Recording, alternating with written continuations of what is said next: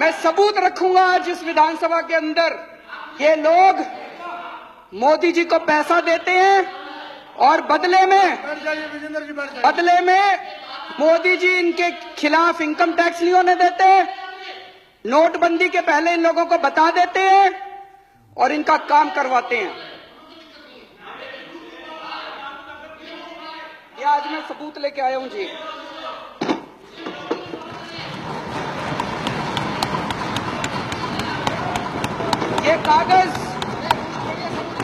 ये कागज मेरे कागज नहीं है जी, ये इनकम टैक्स डिपार्टमेंट के कागज हैं। इनकम टैक्स डिपार्टमेंट ने 15 अक्टूबर 2013 को आदित्य बिड़ला ग्रुप के ऊपर रेड हुई। उस रेड में इनकम टैक्स डिपार्टमेंट में रेड होती है, वो वहां से सारे उनके कागज उठा के लाते हैं। वापस आने के बाद इनकम टैक्स डिपार्टमेंट अपनी एक रिपोर्ट बनाता है उन कागजों के आधार पे, जिसको अप्रेजल रिपोर्ट कहते हैं। ये अप्रेजल रिपोर्ट है इनकम टैक्स डिपार्टमेंट की उस रेड की। उस रेड में उनके अकाउंटेंट से पूछा इनकम टैक्स वालों ने, अकाउंटेंट का नाम कोई सक्सेना था।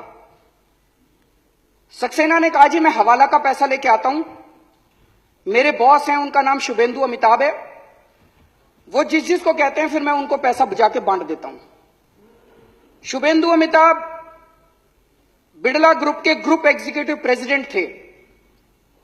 शुभेंदु अमिताभ के लैपटॉप, फोन, ब्लैकबेरी सब चेक किए गए तो उनके लैपटॉप से एक एंट्री मिली। ये एंट्री है 16 नवंबर 2012 की। इसमें लिखा हुआ है गुजरात सीएम 25 करोड़ रुपए। गुजरात सीएम के आगे 25 करोड़ रुपए, ब्रैकेट में लिखा है 12 डन, 12 दे दिए, रेस्ट क्वेश्चन मार्क। तो ये उसके बाद इनकम टैक्स डिपार्टमेंट ने अपनी एनालिसिस की है। ये उसकी एनालिसिस की कॉपी है। एनालिसिस में इनकम टैक्स डिपार्टमेंट लिखता है, considering the highly incriminating nature of transactions in the data retrieved from the laptop and hard disk of Shubhendu Amitabh and evasive replies and unsubstantiated claims made by him, it would be imperative for the assessing officer to scrutinize the data available in seized documents, including the laptop and hard disk, and determine the quantum of income concealed by Shri Shubhendu. Appraisal report उसके बाद assessing officer के पास जाती है और assessing officer फिर 2 साल लगा के उसकी इनकम का असेसमेंट करता है, ऑर्डर करता है। अक्टूबर 2013 में रेड हुई थी। उसके बाद 6 महीने बाद इनकी सरकार आ गई तो असेसिंग ऑफिसर की हिम्मत नहीं थी जो इसकी जांच कर सके। उसके बाद तो इसकी कोई जांच नहीं हुई उसके बाद। और अब ये केस को रफा दफा करने की कोशिश की जा रही है। सेटलमेंट कमीशन में इस केस को भेज दिया और बहुत जल्दी ये केस खत्म होने वाला है। इस केस को रफा दफा करने की कोशिश की जा रही है। एक और बड़ी मजे की बात है, इसी रिपोर्ट के अंदर बिड़ला ग्रुप के जो पेंडिंग प्रोजेक्ट हैं गुजरात सरकार में, उनकी लिस्ट दी हुई है। इससे शक पैदा होता है कि आप ये पैसे ये काम करवाने के लिए दिए गए थे क्या। इसमें लिखा है, levy of stamp duty matter has been taken up at the principal secretary level and through the honourable chief minister's office, deputy collector stamp has been instructed from Gandhinagar not to initiate any action. मतलब कि मुख्यमंत्री दफ्तर, गुजरात के मुख्यमंत्री दफ्तर ने stamp duty ना लेने के आदेश दे दिए हैं। इनको गैस की जरूरत थी तो इसमें लिखा है गैस के लिए भी बात हो गई है।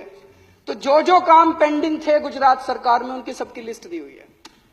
तो एक मन में यह शक होता है ये 25 करोड़ रुपए ये सारे काम करवाने के लिए पैसे दिए गए थे क्या। एक और इसी तरह का इंसिडेंट हुआ। अगर ये एक ही होता तो लगता कुछ गड़बड़ है। 22 नवंबर 2014 को सहारा के यहां रेड हुई। एक कमरे से 130 करोड़ से ज्यादा का कैश मिला। वहीं पे कुछ कागज मिले, उन कागजों में भी नरेंद्र मोदी जी का नाम है कि लगभग 400-500 करोड़ रुपए देने की बात है उन कागजों के अंदर। और कई नेताओं के नाम है, कई मुख्यमंत्रियों के नाम है देश के, उनमें नरेंद्र मोदी जी का नाम भी है। लेकिन इसकी अब जांच कौन करेगा। भारत के इतिहास में शायद आजादी के बाद पहली बार ऐसा हुआ है कि किसी प्रधानमंत्री का काला धन का जो खाता, बही खाता, हर बड़ा बड़ा जो भी बड़ा उद्योगपति खरबपति होता है उसका एक नंबर का खाता होता है और एक काले धन का खाता होता है। इतने करोड़ों का पैसा ऐसे ही थोड़ी दे देते हैं। काले धन के खातों के अंदर किसी प्रधानमंत्री का बाय नेम नाम आता हो, मुझे लगता है आजादी के बाद पहली बार ऐसा हुआ है।